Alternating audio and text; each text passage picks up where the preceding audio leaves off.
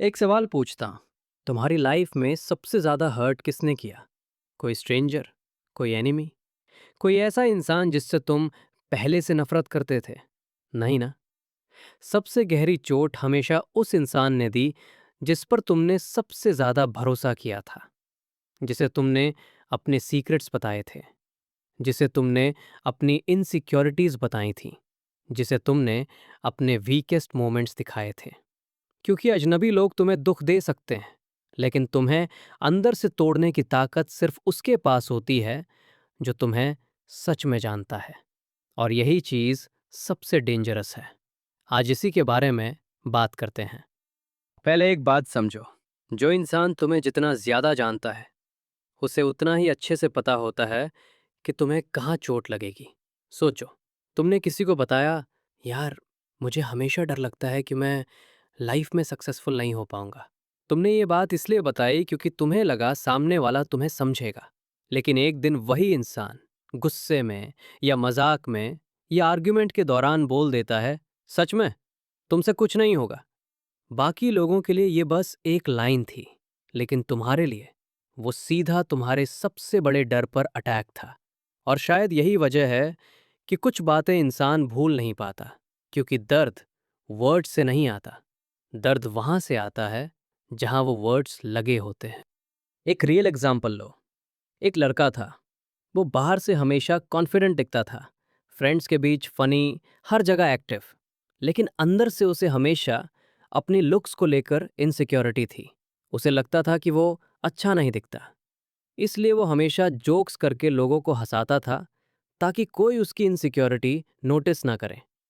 लेकिन ये बात उसने सिर्फ एक इंसान को बताई थी, अपने बेस्ट फ्रेंड को, क्योंकि उसे लगा था ये मुझे जज नहीं करेगा।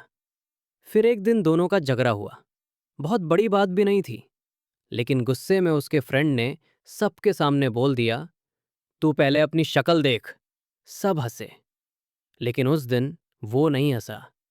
वो बस चुप हो गया, क्योंकि उसे समझ आ गया था कि जिस इंसान को उसने अपनी कमजोरी बताई थी, उसी ने उसे हथियार बना लिया। और सच बताओ, ज्यादातर लोग स्ट्रेंजर्स की वजह से इमोशनली ब्रोकन नहीं होते। वो टूटते हैं अपने लोगों की वजह से। क्योंकि स्ट्रेंजर्स तुम्हारी कमजोरी नहीं जानते, लेकिन अपने लोग जानते हैं। उन्हें पता होता है तुम किस चीज़ से डरते हो, किस बात पर ओवरथिंक करते हो, कौन सी बात तुम्हें रात में जगाए रखती है, कौन सा दर्द तुम दुनिया से छुपाते हो। और जब वही इंसान उसी जगह चोट करता है, तो इंसान बाहर से नहीं, अंदर से टूटता है। अब सवाल ये है, ऐसा होता क्यों है? इसके पीछे एक बहुत सिंपल साइकोलॉजी है। जब कोई इंसान तुम्हारे बहुत क्लोज आ जाता है, तो धीरे धीरे उसे तुम्हारी वैल्यू नॉर्मल लगने लगती है। मतलब, जो इंसान हमेशा अवेलेबल हो, उसकी इम्पोर्टेंस लोग भूलने लगते हैं। तुम हर बार उसके साथ थे, हर मुश्किल समय में, हर इमोशनल ब्रेकडाउन में। और धीरे धीरे उसके माइंड में ये बैठ गया, ये तो रहेगा ही। और जब लोगों को लगने लगता है कि सामने वाला कहीं नहीं जाएगा, तब वो केयरलेस हो जाते हैं, तुम्हारी फीलिंग्स को लाइटली लेने लगते हैं, तुम्हारे दर्द को नॉर्मल समझने लगते हैं, और कई बार बिना रियलाइज किए तुम्हें हर्ट करने लगते हैं। लेकिन हर बार रीजन सिर्फ केयरलेसनेस नहीं होता। कुछ लोग हर्ट इसलिए भी करते हैं क्योंकि वो खुद अंदर से ब्रोकन होते हैं। और ब्रोकन लोग अक्सर वही डैमेज करते हैं जहां उन्हें सबसे इजी टारगेट मिलता है। और सबसे इजी टारगेट कौन होता है?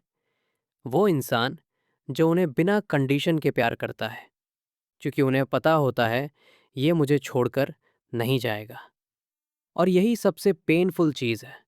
जिस लॉयल्टी को तुम स्ट्रेंथ समझते थे, कई लोग उसी को वीकनेस समझ लेते हैं। एक और एग्जाम्पल लो। एक लड़की थी, स्नेहा।